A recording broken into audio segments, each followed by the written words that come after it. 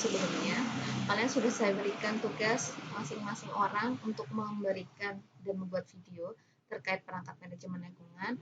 Maka kali ini saya akan khusus menjelaskan satu materi terkait perangkat manajemen lingkungan, yaitu AMDAL atau analisa mengenai gambar. Kenapa AMDAL di sini saya juga jelaskan? Karena memang ini salah satu materi utama yang mana saya rasa saya juga ingin memberikan kontribusi dan juga membenarkan jika ada yang salah, dan juga kita nanti bisa berdiskusi lebih lanjut terkait AMDAL. Oke, jadi apa sih yang menyebabkan harusnya ada AMDAL ini? Yang pertama kita pahami bahwa seperti saya jelaskan pada konsep Pareto, yaitu populasi atau kepadatan penduduk yang menuntut berbagai aktivitas sehari-hari akhirnya membutuhkan penggunaan sumber daya atau resources yang salah satunya kita gunakan dalam hal pembangunan. Seperti yang saya jelaskan di konsep Pareto, dimulai dari kebutuhan pangan, kebutuhan akan tempat tinggal, kebutuhan primer, sekunder ataupun tersier. Akibatnya yang terjadi ketika pembangunan berlangsung secara terus-menerus, maka salah satunya adalah faktor yang berpengaruh adalah sanitasi yang buruk. Ya, paling simpel yang waktu itu saya sering tunjukkan, misalnya kalau pembangunan mal, maka ketika ada mal pasti ada orang datang makan beraktivitas, timbullah yang namanya sampah. Jadi ada aktivitas yang terjadi dalam hal pembangunan, salah satunya efeknya adalah sanitasi yang buruk. Bahkan termasuk saat ini kita yang mungkin berdiam diri saja di rumah, tetapi masih tetap melakukan kegiatan pembangunan dalam hal ini kuliah dan sebagainya. Jika itu tidak kita lakukan dengan tepat, mungkin bukan sanitasi, tapi kepada kondisi kesehatan tubuh. Termasuk salah satunya misalnya penggunaan laptop yang berlebihan dan sebagainya juga tidak baik untuk mata dan sebagainya.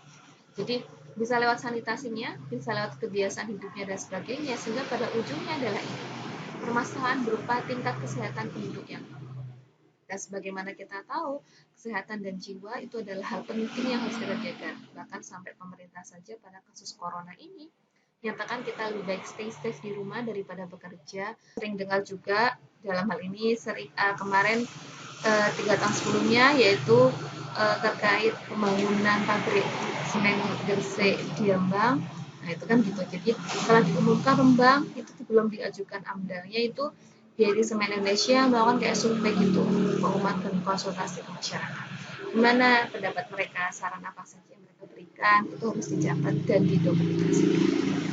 Nah, setelah proses screening, selanjutnya adalah tahap scoping atau penyelundupan, yaitu bertujuan untuk membatasi penelitian AMDAL pada hal-hal yang penting untuk pengambilan keputusan. Scoping ini lebih kepada pemusatan pandangan sebagai proses untuk menetapkan dampak penting proyeknya yang bagian mana dan sejauh apa. Dan pelengkupan ini dilakukan pada awal rencana melakukan AMDAL. Pelingkupan ini nanti dibahas di bagian kerangka acuan AMDAL dan sangat bergantung pada kalian masing-masing tim. Adapun penyusun AMDAL ini ada dari berbagai kelompok bidang, baik geografi, kimia, biologi, sosial ekonomi, sosial budaya, dan juga ahli industri. Jadi ini maksudnya gini, maksud dari scoping atau pelingkupan. Jadi setelah kita mendapatkan jajak dengar pendapat masyarakat, nanti kita tentukan yang mau kita batasin sebagai wilayah yang kita akan concernkan akibat adanya perusahaan atau kegiatan kita, itu daerah sampai mana, apakah radius 5 kilo atau sebagainya. Itu kalau kalian kemarin IF ada kunjungan ke PT Semen Indonesia gitu kan, kalian akan tahu kenapa kok pabriknya harus di dalam sekali, harus ada jarak 5 km sampai 7 km yang jauh. Itu contoh sebenarnya bagian dari AMDAL-nya. Contoh real praktek AMDAL-nya. Jadi sejauh mana dampak itu. Kemudian juga kira-kira dampak apa saja yang akan kita tangani. Termasuk kalau misalnya di petrokimia itu masyarakatnya kan mungkin karena memang ya udah banyak yang pembangunan sebagainya, jadi kayaknya dekat sekali jaraknya, sampai ada yang memberikan fasilitas kita berikan bantuan pangan tiap bulan dan sebagainya sebagai tindakan pengelolaan terkait ganti rugi atau sebagainya. Itu juga bagian dari sejauh apa sih pelingkupan yang akan kita berikan.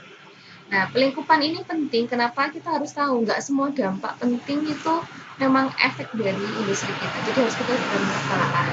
Dan industri itu tujuannya kan ya memang biasanya untuk keuntungannya, tapi tetap dengan memperhatikan masalah. Jangan sampai masalah lingkungannya lebih besar diperhatikan, tapi justru bisnisnya tidak jalan. Jadi ini menetapkan komponen lingkungan yang akan terkena dampak apa saja. Terus kita tentukan jadinya strateginya apa yang mau kita terapkan untuk menangani kelompok komponen lingkungan yang terdampak tersebut. Lalu parameternya nanti yang akan kita bahas apa nih yang akan jadi pantuan bahwa memang harus ditangani atau tidak. Serta pelingkupan ini nanti akan tahu bisa melakukan efisiensi di waktu dan biaya. Jadi nggak semuanya diatur, nggak semuanya pakai biaya tinggi dan sebagainya. Nah, komponen lingkungan yang ditetapkan sama sekali tidak terkena dampak ya, tidak perlu dievaluasi lebih lanjut. Jadi akan sangat efisien terkait waktu dan juga biaya. Nah, kalau sudah melakukan tahap pelingkupan, maka berikutnya adalah penyusunan dan penilaian KA Andal. Jadi, penyusunan KA Andal adalah proses untuk menentukan lingkup permasalahan yang akan dikaji dalam studi Andal. Setelah selesai disusun, nanti KA Andalnya akan diberikan kepada komisi penilai Andal untuk dinilai dan diberikan waktu sekitar 75 hari atau 2,5 bulanan. Nanti kalau sudah disusun, kemudian dikembalikan, kalau ada perbaikan harus diperbaiki juga dalam waktu 75 hari. Kalau tidak ada lagi, maka dalam 75 hari tadi, dalam pengecekan lagi, tidak menerbitkan hasil penilaian, maka komisi penilai dianggap telah menerima kerangka acuan. Kalau yang dalam 75 tadi tidak ada lagi pemberian feedback bahwa ini salah atau benar atau diperbaiki, maka sudah di ACC. Begitu juga 75 hari, kalau langsung dalam 75 hari itu ada info harus diperbaiki, maka dikembalikan dan diberi waktu 75 hari.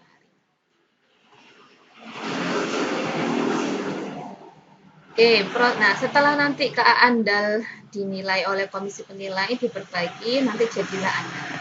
Nanti Andal ini harus disusun berikutnya bersama dengan penyusunan RKL dan RPL.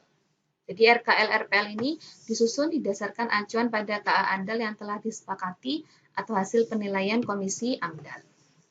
Seperti halnya sebelumnya, nanti kalau sudah disusun Andal RKL dan RPL-nya diberikan kepada komisi penilai, diberikan waktu 75 hari. Kalau ada perbaikan, dikembalikan 75 hari lagi. Kalau tidak ada, maka dianggap sudah cukup dan di ACC. Oke, jadi ini ya. Dari KA Andal itu kita tahu terkait pelingkupannya, hipotesisnya dampaknya akan seperti apa. Batas wilayah yang akan kita batasi untuk kita tangani itu sejauh berapa radius kilometer sih. Kayak misalnya tadi kasus mall tadi yang ada, kira-kira sejauh mana, apakah 10 kilo apa 5 kilo. Kayak transportasi itu, airport itu kira-kira kemacetannya dan dampak polusi udaranya berapa. Nah, untuk penyusunan KA Andal ini kita tadi caranya adalah apa? Kumpulin data. Baik data dari masyarakat, sumber langsung, atau sebagainya. Kita kumpulkan para ahli untuk bisa menganalisis data, menginterpretasi, serta ini membahas kira-kira dampaknya bagaimana dan dampak ini memang penting untuk ditangani atau tidak. Kalau KA Andal ini sudah di ACC, maka menyusun 3 ini tadi.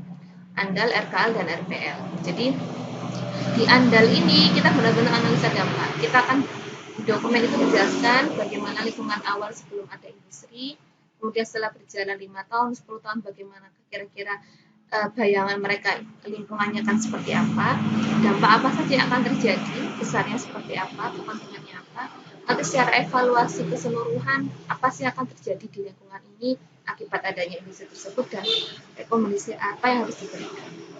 Disertai dengan adanya dampak seperti ini, apa sih upaya untuk mengelola lingkungannya dan nanti memantau lingkungannya agar tetap walaupun berubah tapi tetap safe untuk semua. Oke, sebenarnya apa sih kriteria mengenai dampak besar dan penting suatu usaha terhadap lingkungan ini?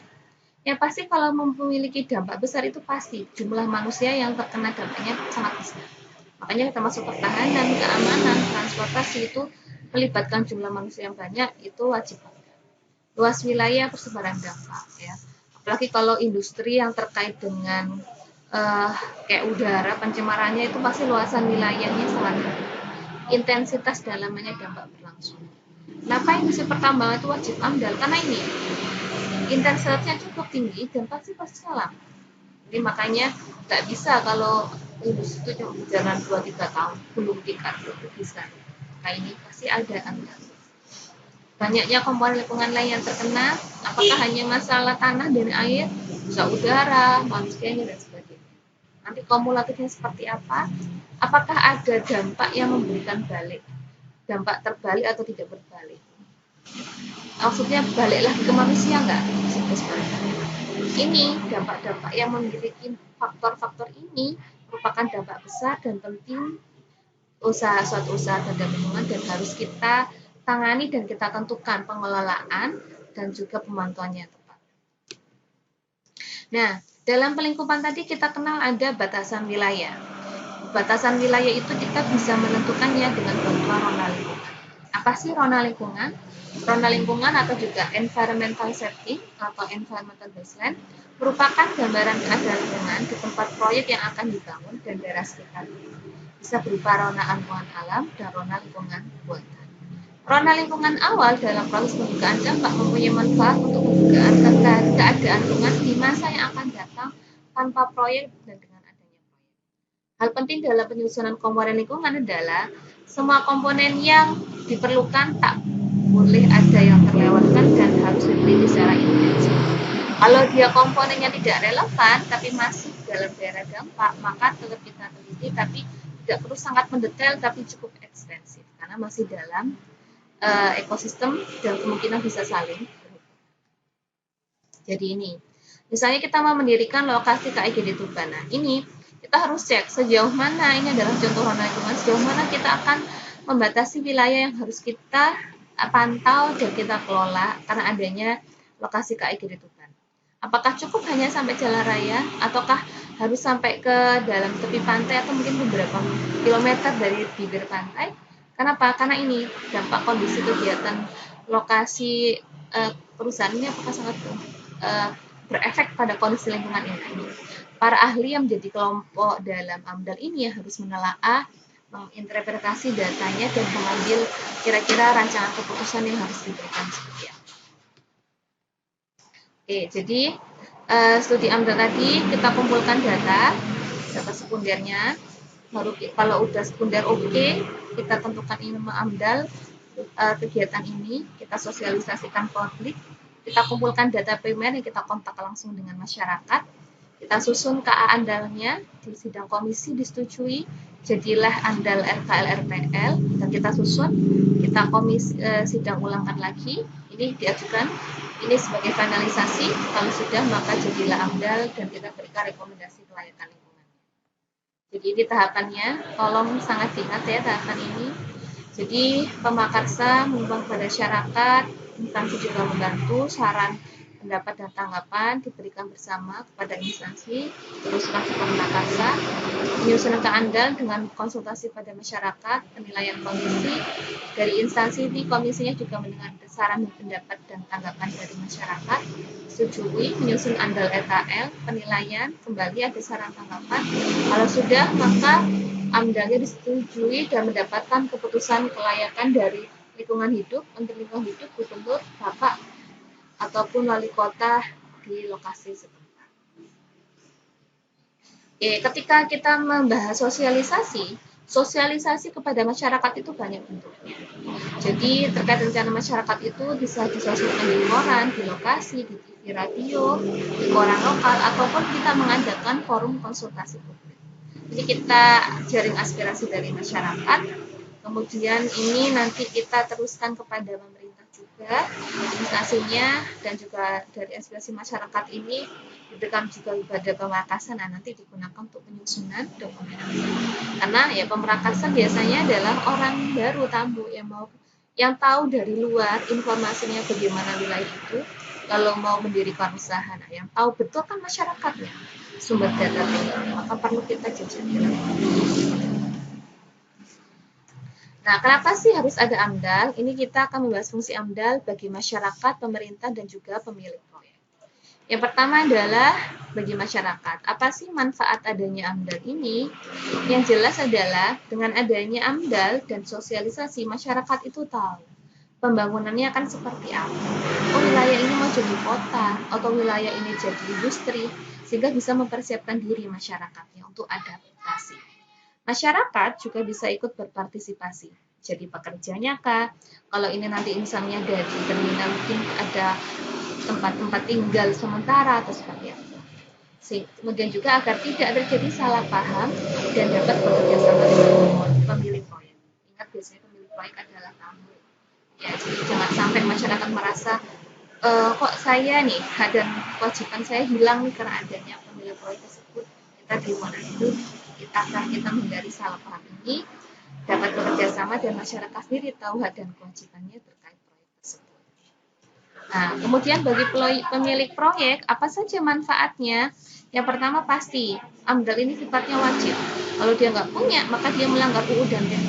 Dia nggak bisa mendirikan proyek. Kalau dia punya AMDAL, berarti terhindar dari pelanggaran ini dan AMDAL. Terhindar pula dari tuduhan pencemaran lingkungan yang biasanya diberikan oleh masyarakat. Dan kalau di sini terjadi, proyeknya juga biasanya terhambat. Kemudian dengan adanya AMDAL, pemilik proyek juga nanti bisa melihat ke depannya, oh masalah lingkungannya itu apa sih yang akan dihadapi dan kira-kira strategi apa yang harus dilakukan. Kemudian AMDAL itu juga bisa memberikan informasi terkait sosial budaya masyarakat sekitar. Jadi pemilik proyek agar tetap berlangsung itu proyeknya, tahu betul karakternya, masyarakatnya seperti apa, maka tahu strateginya yang harus dilakukan apa. Oke. Mengetahui kelemahan lingkungan dan sebagainya dan dapat menyempurnakan kelemahan serta ini kondisi lingkungan. Kemudian, kenapa pemerintah juga penting di sini dalam penyusunan dan AMDAL dan memiliki manfaat pasti. Pemerintah sesuai dengan Undang-Undang Dasar 1945 pasal 33, mereka mempunyai kewajiban untuk mengelola sumber daya alam sebenarnya. Tapi tidak semua pengelolaan itu dengan pemerintah kan, tapi ada beberapa dengan swasta. Nah, agar tetap pengelolaan tadi terencana, terkelola dengan baik, terkontrol, maka harus ada salah satunya adalah AMDAL. Jadi dengan adanya AMDAL itu pemerintah akhirnya terbantu agar mencegah potensi SDA yang dikelola rusak. Ya. Kemudian juga selain SDA-nya itu juga mencegah SDA lain di luar proyek yang rusak akibat adanya proyek tersebut. Pasti biar menghindari pengerusakan lingkungan hidup. Nah, kemudian juga dengan adanya pengajuan AMDAL sebelum proyek itu berdiri, maka biar pemerintah itu tahu apakah proyek ini sesuai dengan rencana pembangunan daerah. Kalau sesuai, tentu akan bisa jalan dan bisa setuju. Kalau tidak, ya tadi ini bagian dari pemerintah untuk tetap mempertahankan kekuasaannya NKRI dan menjaga agar tetap wilayah masyarakatnya terlindung. Jadi dari ACC kalau tidak sesuai. Di pemerintah juga ini bagi pemerintah adanya AMDAL ini menghindari pertikaian antara pemilik proyek dengan masyarakat.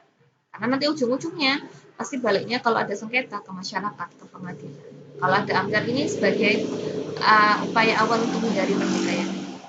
Kemudian juga ini menjamin proyeknya memiliki manfaat yang jelas bagi masyarakat dan pemerintah. Dan AMDAL ini memang banyak digunakan sebagai alat pengambilan keputusan. Jadi jelas sekali ya, AMDAL ini memang sangat penting dan banyak manfaatnya baik bagi pemerintah, masyarakat, atau pemerintah. Jadi wajib bagi segala jenis usaha yang wajib nanti untuk melakukan proses penyusunan AMDAL. Nah ini contohnya adalah rencana pengumuman yang bisa diberikan di koran. Ini pengumuman studi AMDAL penghubungan bandara internasional di Balikpapan, Provinsi Jawa Timur. Ini tahun 2000. Ini tahun 2011 ya, 10 tahun ya. Kira-kira seperti itu. Kalau sekarang sih bukan hanya koran ya, tapi lebih kepada banyak yang langsung ke masyarakat atau media-media internet. Oke, demikian kuliah saya. Jangan lupa setelah ini nanti akan saya berikan post-test dan selamat mengerjakan. Semoga bermanfaat. Terima kasih. Assalamualaikum warahmatullahi wabarakatuh.